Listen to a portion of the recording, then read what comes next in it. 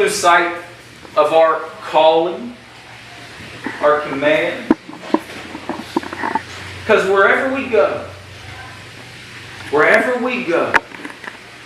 we have that same purpose. What's the purpose?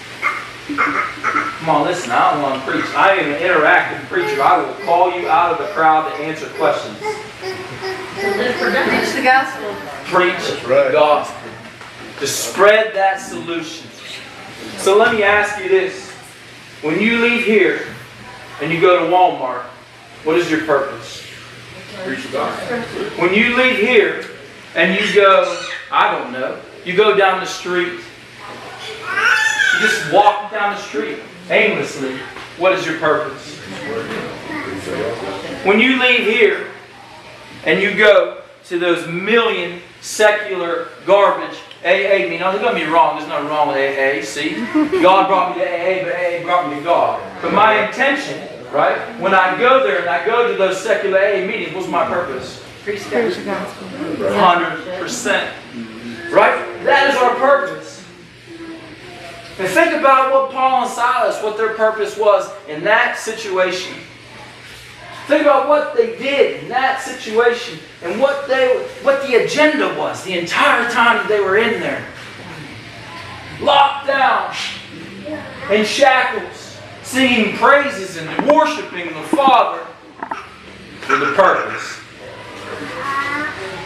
That jailer, his whole family was saved by them fulfilling that purpose. I think about, one thing in this Recovery Church. One thing the Recovery Church, when God put this on my heart, right? And I like to explain it to people. It's that bridge. Right? 12 steps, one goal. Right? And don't get all hung up on the 12 steps. I promise you, all it is a written form of repentance. That's all it is. That's all it is. It's a written form of repentance. Having had the spiritual awakening as the result, I carry these messages of alcoholics and practice these principles in my affairs. The result is the spiritual awakening. The result is a relationship with Christ. The result is this spiritual transformation, this renewing of the mind, this psychic change. That is the result. I'm sober because of Christ. I'm a good father because of Christ. I'm a good husband because of Christ. All that other stuff, that's just a byproduct. All that other stuff is a byproduct. And if you don't know who Bill and Bob were talking about, page 11, you go ahead and look it up. To Christ I conceded the certainty of a great man. Those things I adopted. The rest I disregarded. If there was a boss universal, the devil, he sure had me.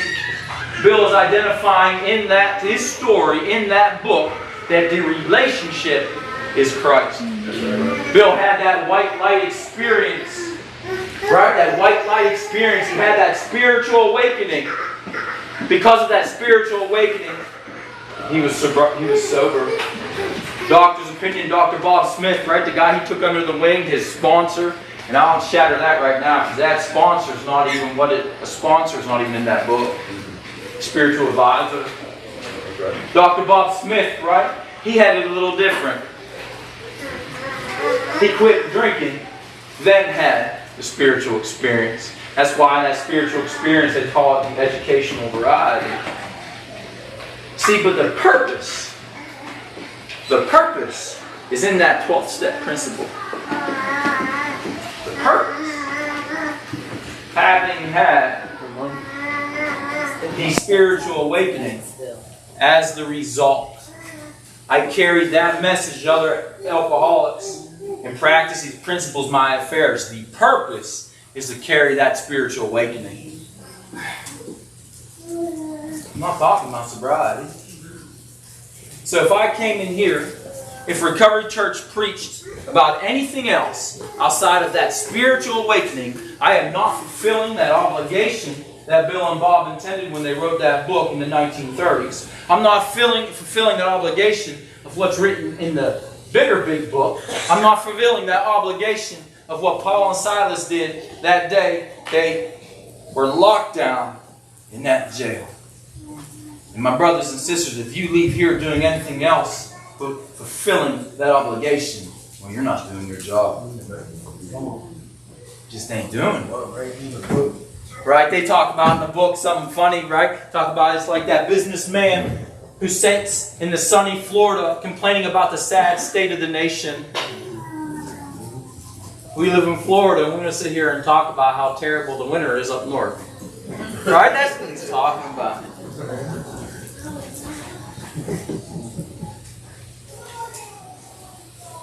This is what happens after. When daylight came, the chief magistrates sent the police to say, release those men. The jailer reported these words to Paul. The magistrates have sent orders for you to be released. So come out now and go in peace. But Paul said, they beat us in public without a trial, although we are Roman citizens, and threw us in jail. And now they're going to send us away secretly? Certainly not.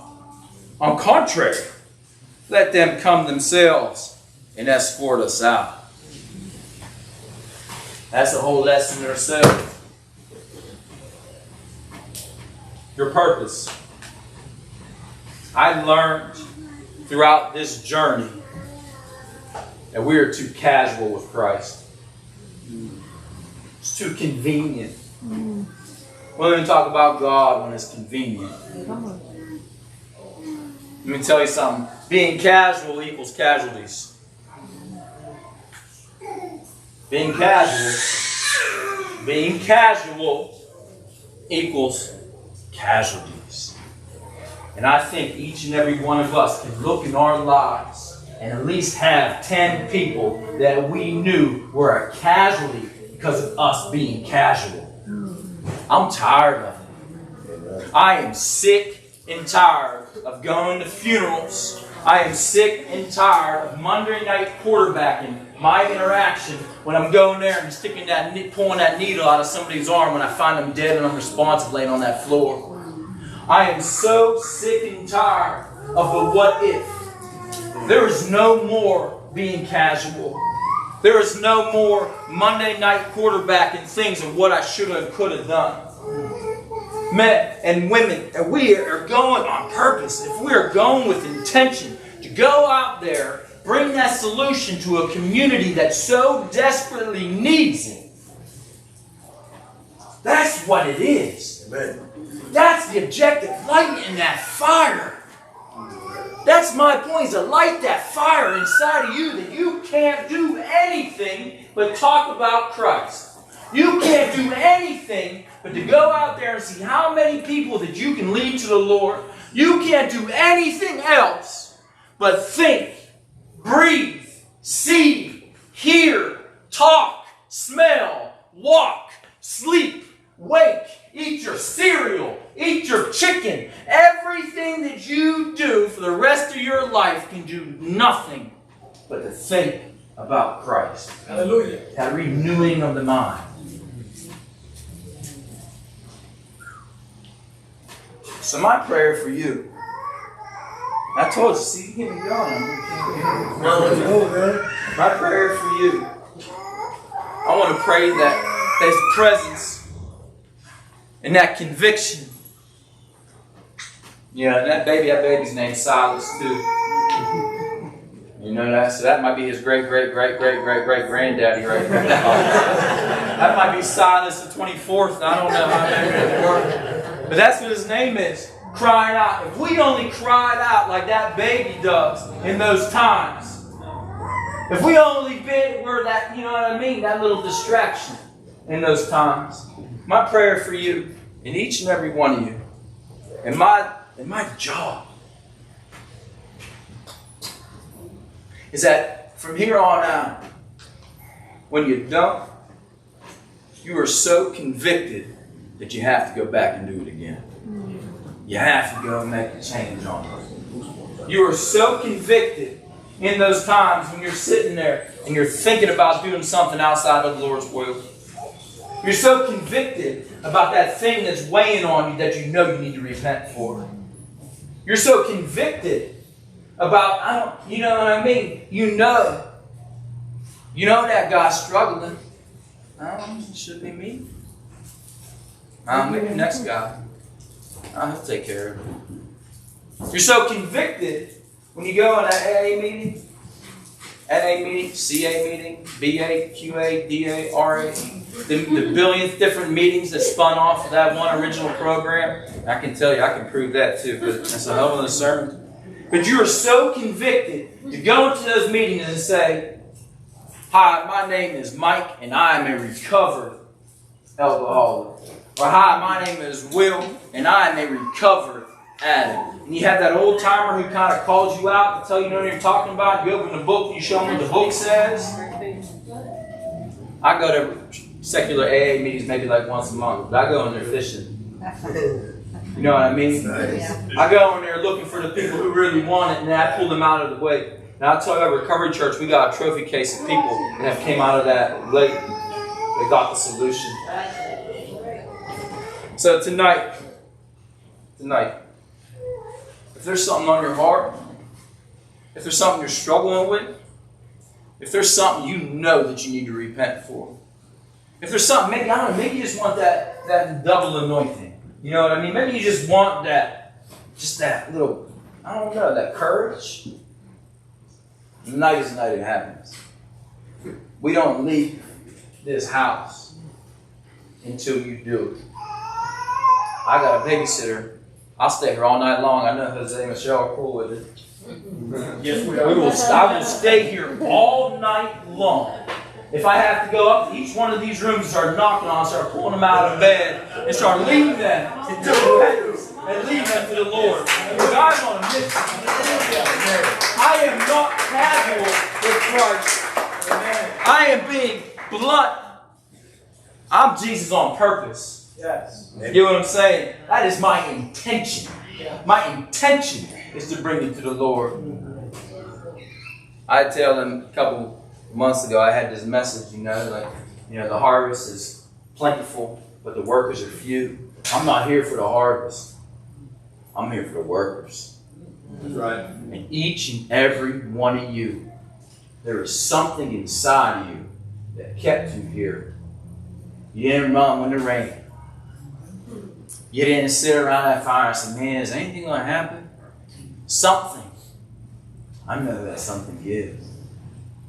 Because there is a worker inside of each and every one of you. So like I said, I don't want to preach the entire time. But I want to hear it from you. So Father, I want to thank you. Father, I love you so much. I am so grateful that you rescued me from that pit. I am so thankful for the men and women you put in my life, that I got to reach down with that glorious hand and pull them out of the pit just like you did for me. I am so thankful for these men and women that are here tonight. I'm so thankful for the men and women who made this possible. I am so thankful for the workers. Yes.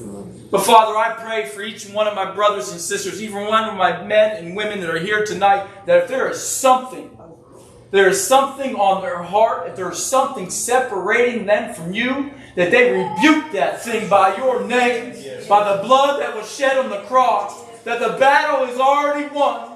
The victory is already there in your name, so that thing that is separating them from you doesn't stand a chance. Father, let them speak out. Let them stand up with courage. Let them stand up with glory. Let them stand up and say that you will not stand in my way, that I am God's masterpiece. I am His child. I am here for a purpose. I am here for a calling. And I am going to go out there in the dark of this world and bring the light.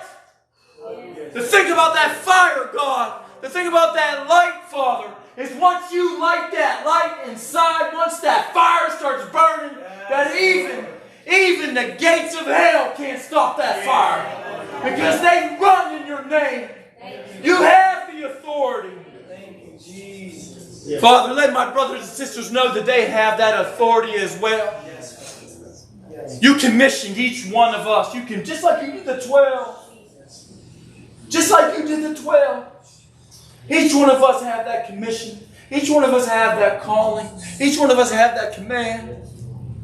I pray tonight is the night that my brother and sister, tonight is the night that man and woman get up out of that seat, take hold of that path.